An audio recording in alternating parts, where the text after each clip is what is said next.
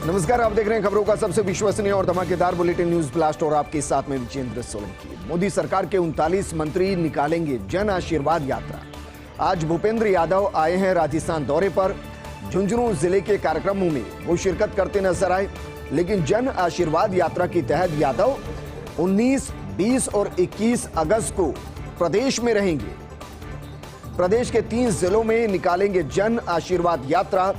जन आशीर्वाद यात्रा में सतीश पूनिया, गुलाब चंद कटारिया, चंद्रशेखर, राजन राठौड़ मौजूद रहेंगे। जनता से आशीर्वाद लेंगे और जनता से संवाद भी करेंगे। केंद्र की जन कल्याणकारी योजनाओं की समीक्षा भी यादव इस दौरान करते नजर आएंगे। यादव 19 से 21 अगस्त तक 3 दिवसीय जन आशीर्वाद यात्रा पर रहेंगे और इस दौरान अलवर, जयपुर ग्रामीण, जयपुर शहर और अजमेर प्रवास पर वो रहने वाले हैं।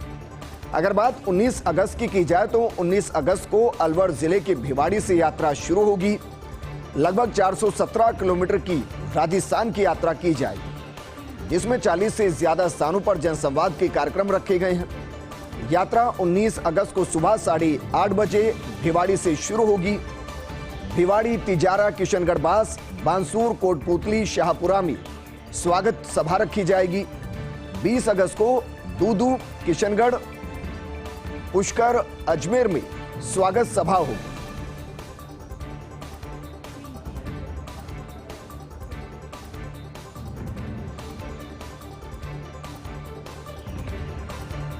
तो हरियाणा की जन आशीर्वाद यात्रा से राजस्थान पहुंचे भूपेंद्र यादव। राजस्थान के झुंझुनू के पचेरी पर हुआ भूपेंद्र यादव का स्वागत। खांडवा पहुंचकर विभिन्न लोकार्पण, शिलान्यास कार्यक्रमों में शिरकत करेंगे। सांसद आदर्श ग्राम योजना के तहत गोद ले रखा है सूरजगढ़ विधानसभा का गांव, जहां की तस्वीर हम आपको दिखा रहे थे। भूपेंद्र यादव ने फर्स्ट इंडिया न्यूज से खास बातचीत की और कहा कि हरियाणा के लोगों में जोश दिखाई दिया, उत्साह दिखाई दिया। प्रधानमंत्री मोदी की योजनाओं को लेकर बेहद अच्छा रिस्पांस मिल रहा है, बेहद अच्छा प्रतिक्रियाएं मिल रही हैं। आपको बता दें कि 19 से 21 अगस्त तक राजस्थान में भी जन आशीर्वाद यात्रा वो निकालने वाले हैं। केंद्र की जन कल्याणकारी योजनाओं को जनता तक पहुंचाएंगे, उनको रूबरू कराएंगे। हरियाणा और राजस्थान की नहीं, बिहार के लोगों का भी उतना ही प्यार उनको हमेशा से मिलता रहा है। और अब बात करते हैं मुख्यमंत्री गहलोत के बड़े फैसले की। दरअसल प्रदेश के बेरोजगार युवाओं के लिए ऐतिहासिक फैसला मुख्यमंत्री अशोक गहलोत ने लिया है। शिक्षक भर्ती 2016 लेवल 2 विज्ञान और गणित विषय की वेटिंग लिस्ट के संबंध में फैसला लिया है। हाईकोर्ट में दायर अपील को विड्रॉ करने का फैसला लिया गया है। सरकार के फैसले से 874 अभ्यर्थी लाभान्वित होंगे। मुख्यमंत्री गहलोत ने ट्वीट कर इसकी जानकारी दी। कई संगठनों और नेताओं के जरिए मुख्यमंत्री अशोक गहलोत का आभार भी जताया गया। बेरोजगारी को लेकर मुख्यमंत्री अशोक गहलोत बेहद गंभीर और लगातार कोशिश कर रहे हैं कि जो भर्तियां अटकी हुई हैं, चाहे वो कहीं पर भी, किसी भी विभाग में या फिर कोर्ट के अंदर, उनको जल्दी से जल्दी सोल्व किया जाए, उनका निस्तारण किया जाए और बेरोजगारों को रोजगार दिया जाए। और अब बात करते हैं प्रदेश कांग्रेस प्रभारी अजय माकन की प्रेस वार्ता की। उन्होंने कहा कि केंद्र सरकार जनता पर डाल रही है बोझ।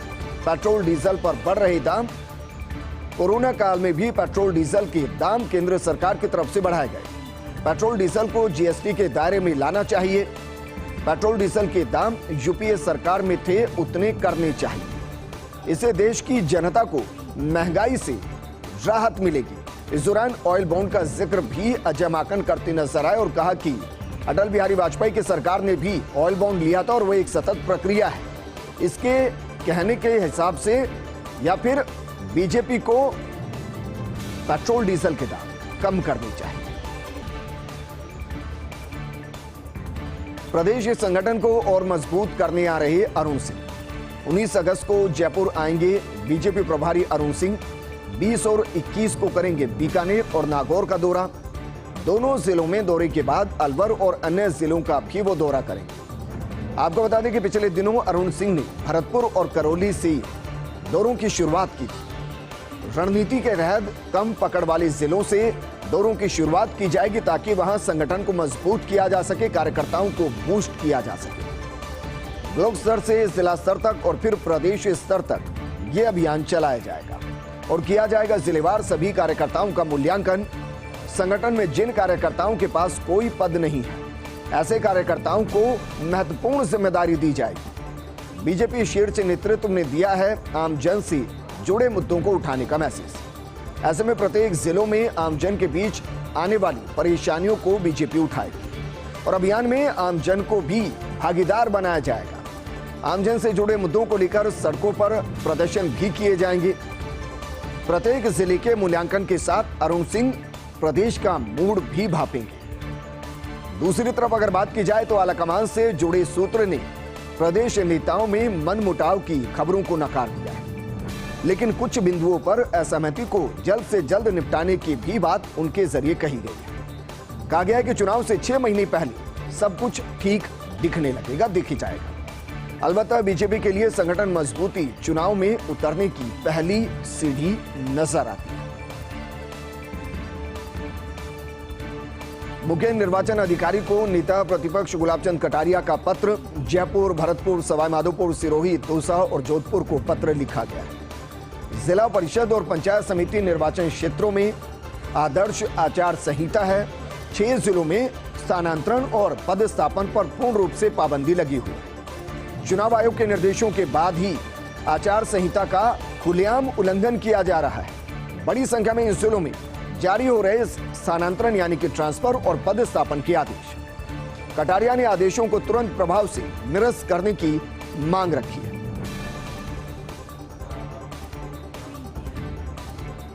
आखिर क्यों नहीं बुला रही मेयर शीलदाबाई बैठक, ये अपने आप में एक बड़ा सवाल है। नगर निगम की साधारण सभा की बैठक वो अभी तक नहीं बुला रही हैं। पार्षदों की मांग के बावजूद साधारण सभा की बैठक नहीं बुलाई गई। ग्रेटर निगम में जनवरी से नहीं हुई साधारण सभा की बैठक, जबकि हर 2 महीने में साधारण सभा की बैठक बुलाने का नियम है। अधिकतर पार्षद चाहते जल्द से जल्द साधारण सभा की बैठक बुलाई जाए, लेकिन ना जाने क्यों शीलदाबाई अनसुनी कर रही पार्षदों की आवाज को। कुछ दिन पहले साधारण सभा बुलाने को ही मांग को लेकर मेयर से पार्षद मिले भी थे, लेकिन मेयर ने साधारण सभा की बैठक आयोजित करने से साफ मना कर दिया था। क्या मेयर शीलदाबाई को लग रहा साधारण सभा में अविश्वास प्रस्ताव आने का डर, या फिर अपने वादे पूरे नहीं कर पाने के कारण वो हिम्मत नहीं जुटा पा रही? क्या मंत्री शांति धारीवाल के राज में जयपुर ग्रेटर निगम में लोकतंत्र फिर से लौटेगा, बहाल होगा? ये बड़ा सवाल। मुहर्रम के अवकाश को लेकर बड़ी खबर। मुहर्रम के सार्वजनिक अवकाश में बदलाव हुआ है। पूर्व में 19 अगस्त को घोषित था मुहर्रम का अवकाश, लेकिन अब 20 अगस्त शुक्रवार को मुहर्रम का अवकाश रखा गया है। पूरे प्रदेश में रहेगा मुहर्रम पर 20 अगस्त को सार्वजनिक अवकाश। 19 अगस्त को प्रदेश में रहेगा कार्य दिवस। सामान्य प्रशासन ने जारी किया है आदेश, यानी कह सकते हैं कि लगभग 3 दिन की छुट्टियां होंगी, क्योंकि 20 तारीख शुक्रवार, 21 शनिवार और फिर रक्षाबंधन रविवार।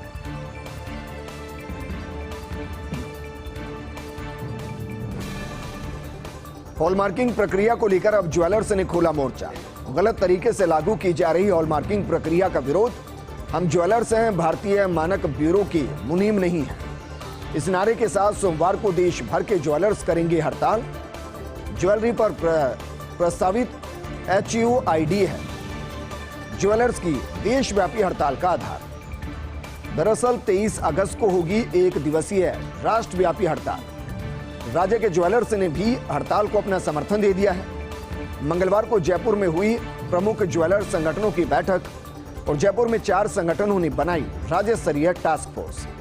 जयपुर सराफा कमेटी, राजस्थान सराफा संघ, jeweller association Jaipur, Sitapura James and jewellery industries association को शामिल किया गया। राज्य में करीब 50,000 छोटे बड़े शोरूम रहेंगे हड़ताल के दौरान बंद। करीब 5 लाख ज्वेलर्स और कारीगरों का काम भी इस दौरान राज्य में प्रभावित रहेगा। और अब बात करते हैं जेके लोन अस्पताल में सेवाओं के विस्तार कार्यक्रम की। चिकित्सा मंत्री डॉक्टर रघु शर्मा ने शुभारंभ किया है। Oxygen generation plant, ICU unit, HDU unit और CT स्कैन मशीन का शुभारंभ किया है। चिकित्सा मंत्री ने बताया कि करीब 3 करोड़ रुपए मूल्य की है CT स्कैन मशीन और इस मशीन की स्थापना से अन्य मरीजों के साथ कोरोना मरीजों को भी बड़ी सुविधा मिलेगी। डॉक्टर शर्मा ने यहां 20 बेड के एडवांस आईसीयू और 15 बेड के एचडीयू का भी शुभारंभ किया है। इसके अलावा यहां 13 अतिरिक्त आईसीयू बेड की भी व्यवस्था की जाएगी। इस तरह अस्पताल में कुल 258 पीकू और 210 नीकू की बेड उपलब्ध हो सकेंगे। एडवांस आईसीयू में वेंटिलेटर, मल्टीपैरा मॉनिटर और इन्फ्यूजन पंप की सुविधा भी उपलब्ध है। साथ ही अल्ट्रासाउंड मशीन और एक्सरे मशीन के साथ अन्य अत्याधुनिक मशीनें भी उपलब्ध हैं। आयकर विभाग में हुए तबादलों का असर राज्य पर भी दिखाई दे रहा है। दरअसल सीबीडीटी ने आज 222 आईआरएस अधिकारियों के तबादले कर दिए हैं। 79 आईआरएस अधिकारियों को अतिरिक्त प्रभार दिया गया है। पीसीआईटी और पीडीआईटी स्तर के आईआरएस अधिकारी हुए इधर से उधर और विश्वस्त सूत्रों ने अहम जानकारी दी है। आदेश का राज्य के 10 आईआरएस अधिकारियों पर असर। पीडीआईटी आईएनबी के पद पर हुई सुधांशु शेखर झा की नियुक्ति। वर्तमान पीडीआईटी आईएनबी राजेश्वर यादव का बीकानेर तबादला है। पीसीआईटी बीकानेर की जिम्मेदारी संभालेंगे यादव और पीसीआईटी आरईएफएसी एयू जयपुर की जिम्मेदारी रोली अग्रवाल को। पीसीआईटी जयपुर 1 की जिम्मेदारी श्यामा एस बसिया को, वहीं पीसीआईटी जयपुर 2 की जिम्मेदारी मिली प्रतिमा कौशिक को। पीसीआईटी आरईएफएसी एयू अजमेर के पद पर हुआ मुकेश वर्मा का तबादला। वहीं पीसीआईटी आरईएफएसी एयू जोधपुर की जिम्मेदारी संभालेंगे नरेंद्र कुमार। इसके साथ ही PCIT Udaipur, PCIT Jodhpur 1, PCIT REFAC AU Alwar और पीसीआईटी आरईएफएसी आरयू कोटा का भी अतिरिक्त प्रभार। भारत सरकार के अंडर सेक्रेटरी योगेश शर्मा ने यह आदेश जारी किया। अडानी समूह खुद ही संचालित करेगा एयरपोर्ट की पार्किंग। अडानी समूह की टीम ने किया जयपुर एयरपोर्ट पर विजिट। एयरपोर्ट टर्मिनल के पार्किंग के विभिन्न हिस्सों का जायजा लिया। अभी तक एयरपोर्ट अथॉरिटी द्वारा ठेके पर संचालित की जाती है पार्किंग क्षेत्र में संचालन आय की संभावनाओं को तलाशा गया।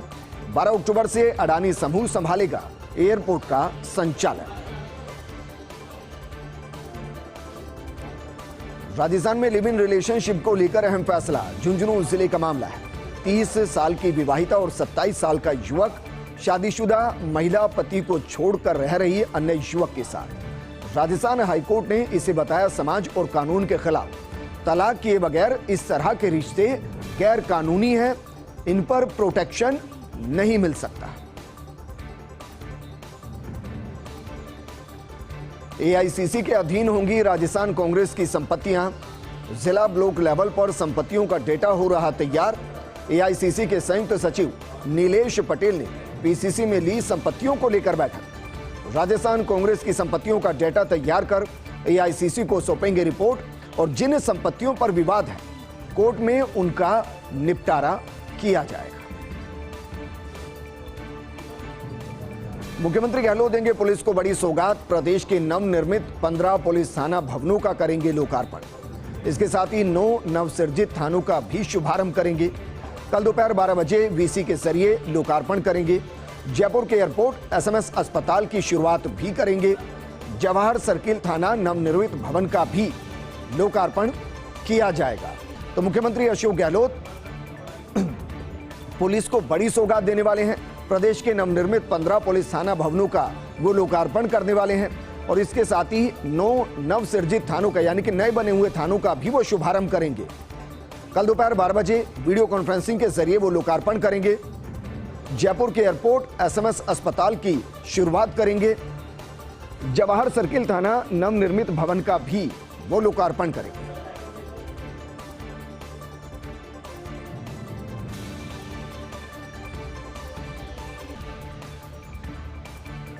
वहीं कंप्यूटर शिक्षक भर्ती को लेकर बड़ी अपडेट। सरकार ने वित्त विभाग को भेजा प्रस्ताव। करीब 10,000 पदों पर होनी है कंप्यूटर शिक्षकों की भर्ती।